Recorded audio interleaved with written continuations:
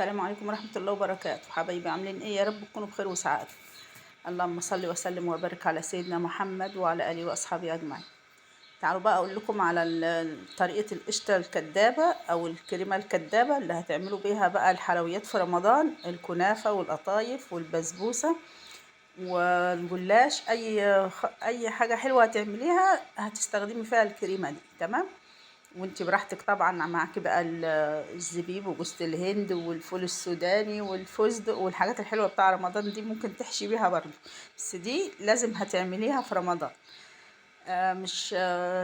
مش هيبقى كله حشوات بقى. جوز الهند وزبيب وفول وحاجات من دي، لازم عايزه برضو الكريمه دي بقى هقولك على طريقتها بأسهل طريقه ومش هتكلفك حاجه. هو كيلو لبن واربع معالق نشا، وهتعمليها اسهل حاجه، وهتبقى معاكي جاهزه للحلويات في رمضان زي ما انت شايفه.